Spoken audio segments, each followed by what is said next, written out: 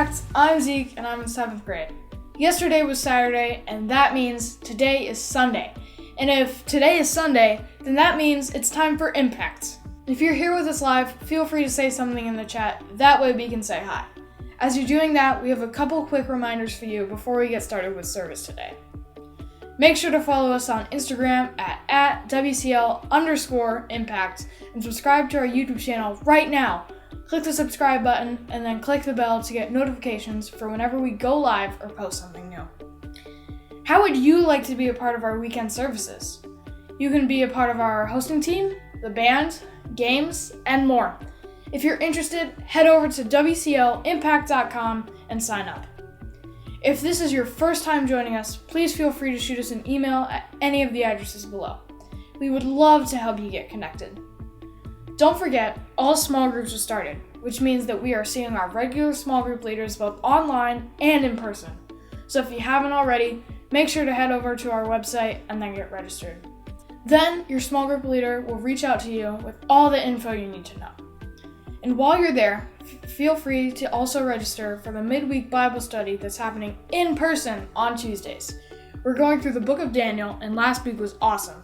So I'm just saying that you don't want to miss out. And speaking of in person, Josh has something pretty cool to tell us, so check this out real quick. All right, I know, it's the moment you've all been waiting for. I am so pumped about this. I need you to, if you have a calendar, get out your calendar. If you use your phone, put it on your phone. This is a big deal. November 8th at 10 a.m. Willow, Crystal Lake. Oh, we're opening. Oh, it's happening. We're back. This is going to happen. So this is how it's going to look. The very first week on the 8th at 10 a.m. We want everybody all in one big service. And so it's going to be this deal. You got to sign up for it. So you're going to want to go to willowcrystallake.org, sign up for you and your family, all adults. Elevate Impact. We're all in the same room together. And then starting the week after that, we're going to let you know how Elevate's going to work. We're going to let you know how Impact's going to work. It's going to be awesome. And look, I know and you know, getting back together, like it's been what, 1,000 years, maybe two. It's gonna be weird. It's gonna be awkward. But here's the thing: we're gonna figure this out. We're gonna figure this out together. And as much as we have no idea how it's gonna look and what it's gonna be like, I'm just excited. I'm ready. I hope you are too. So if you are, then here's the deal: go to willowcrystallake.org, sign up, register. Let us know that you're gonna be here. We're gonna have masks, and it'll be socially distanced, and people will be checking temperatures, and I mean, it'll be crazy. It'll be safe, but we'll be together, and that's what we're excited about. So plenty more information coming, but go ahead and mark it down right now that November 8th, we're going to see you with our actual eyeballs. It's going to be awesome. We can't wait. Cool. Today, we're going to hear from Josh, and he will be talking about how it's personal because Jesus knows what matters to you. So let's go ahead and jump into service today by heading into a time of worship.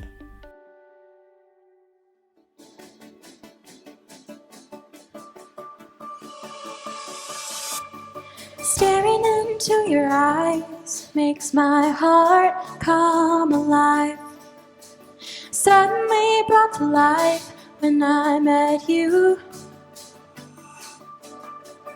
Reaching beyond the skies, flooding deep, stretching wide. Perfect love realized, here with you.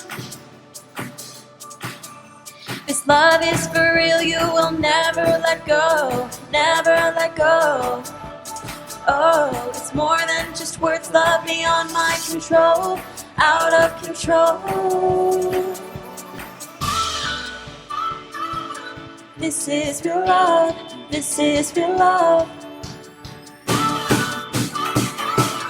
This is real love, this is real love. Oh.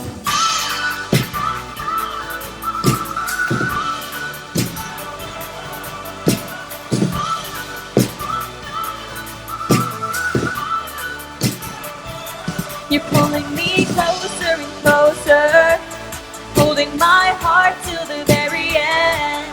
Jesus, I'm found in your freedom. This is real love, this is real love. And in your heart I'm found, won't let me down. You got me, you got me. This love is for real, you will never let go, never let go. Oh, it's more than just words, love beyond my control, out of control. Closer and closer, holding my heart till the very end. Jesus, I'm found in your freedom. This is real love, this is real love. Oh.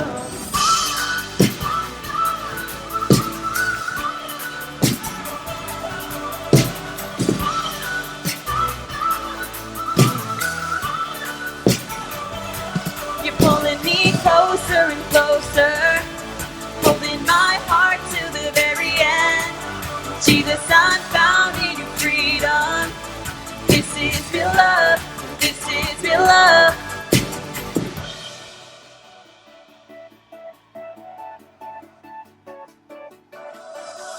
Staring into your eyes makes my heart come alive. Suddenly brought to life when I met you. 1, 2, 3, 4.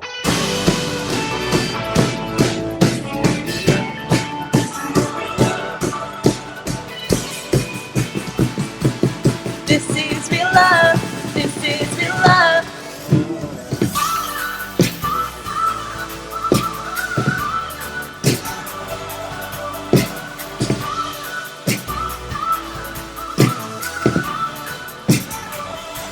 You're pulling me closer and closer, holding my heart to the very end. Jesus, I'm found in your freedom. This is real love, this is real love, this is real love.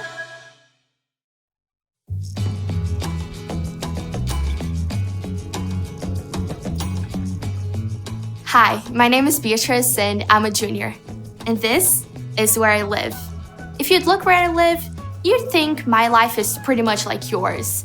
But if you really knew me, you know there's more to the story. I'm a first-generation immigrant from Brazil, and that means that life in my house can be crazy and chaotic and a little bit unconventional. And for example, we speak Portuguese at my house. So it's not always super easy for my parents to figure out school stuff when it's in a different language. And you know, sometimes at parties and stuff, I feel a little bit out of place and like I don't fit in, and even a little bit marginalized. But one thing I've learned from being in an immigrant family is to just embrace my identity, even if it's not like everyone else's, and to be confident in exactly who God made me to be. Hey, I get it, every family has a story. But you can't really know me until you know what it's like where I live. This isn't just my home. It's part of my story, and it's personal.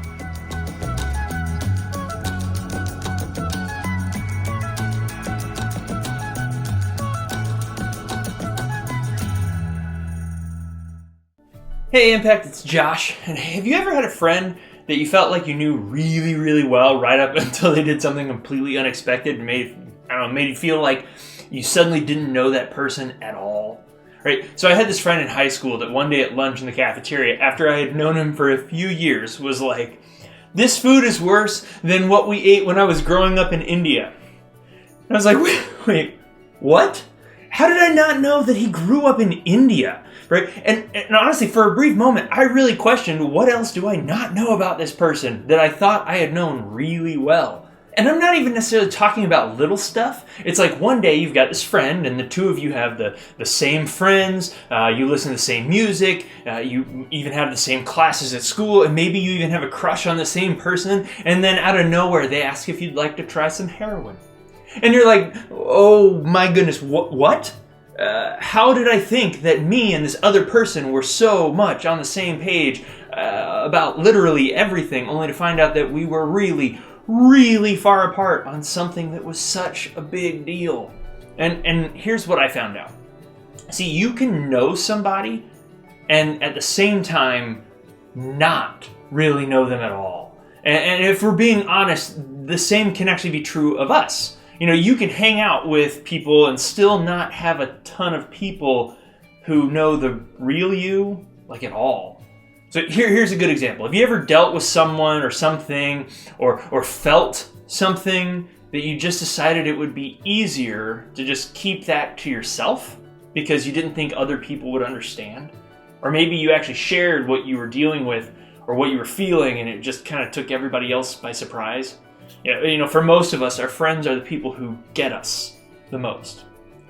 And some might even say that they have that one friend who totally gets them. And that's awesome.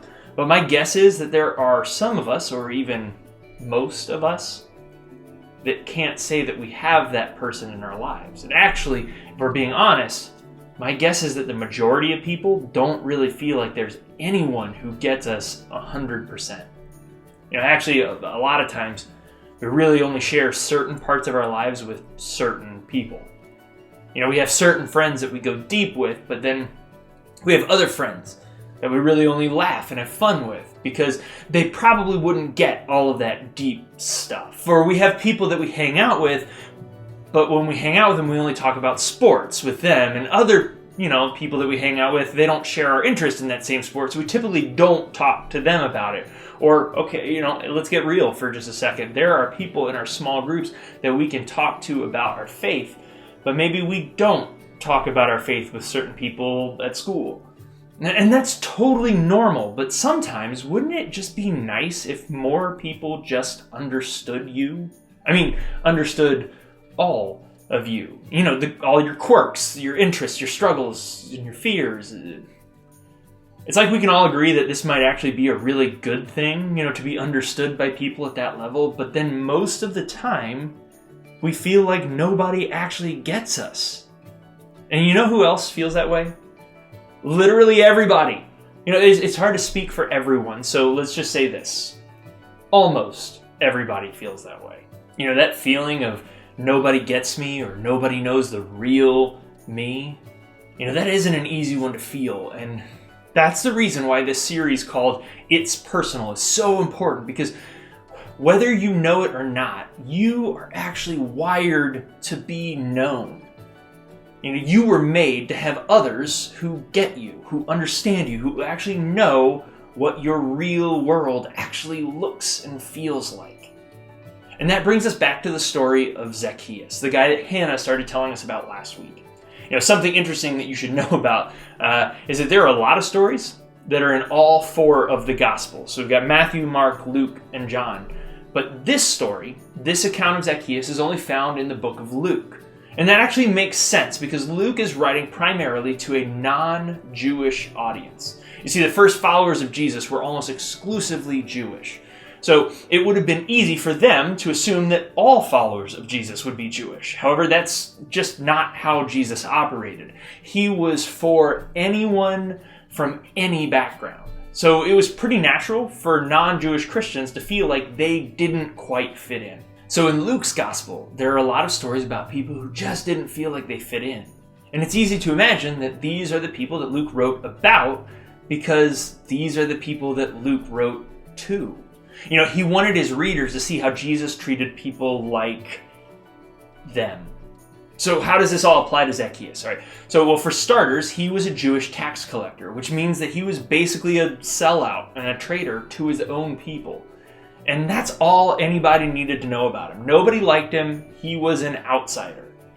But then Jesus comes to town, and everyone is dying to see him. By this point, Jesus was super famous, and everyone was asking questions about him like, is he really like all the rumors say he is? And is he really healing people and performing miracles? And is he really challenging the ruling authorities?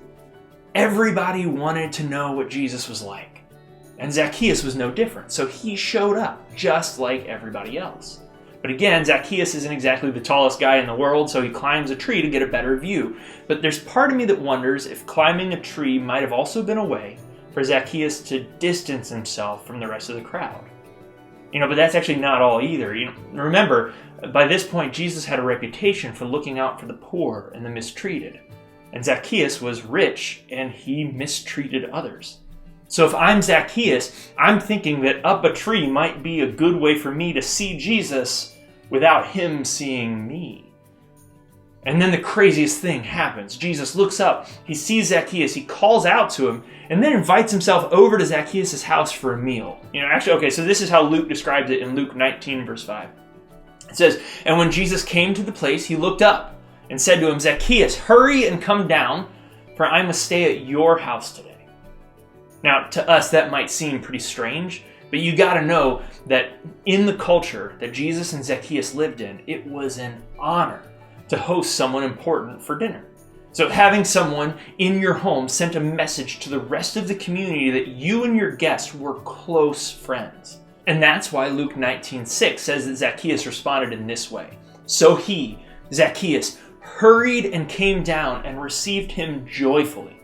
So it makes sense why Zacchaeus is there in the first place, why he's up a tree, and why he's so eager to have Jesus over to his home. But there's still a pretty big question out there. Why did Jesus do any of this? Why did he even acknowledge Zacchaeus, let alone invite himself over for dinner? See, I think it's because Jesus cared about what Zacchaeus cared about. It's things like belonging, being accepted, being seen, being known. And how do we know that that's what Zacchaeus cared about? Because he's human, just like you, just like me. And these are the kinds of things that we all care about, especially when we feel like we don't belong. And the coolest thing is that when Jesus calls out to Zacchaeus, it surprised everyone. People weren't expecting a friendship to form between Jesus and this local outcast. They liked Jesus and they wanted to be around him, but they didn't want to be around Zacchaeus. In fact, they probably thought that they already knew everything that they needed to know about Zacchaeus. You see, in their minds, because he was a tax collector, they knew exactly what he was like. And they didn't want to be associated with him at all. But again, that's not how Jesus operates.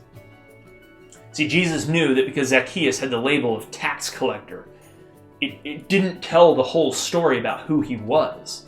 It turns out that Jesus knew Zacchaeus better than anyone around him did. Jesus understood that Zacchaeus was just a person, and a person who wanted to belong.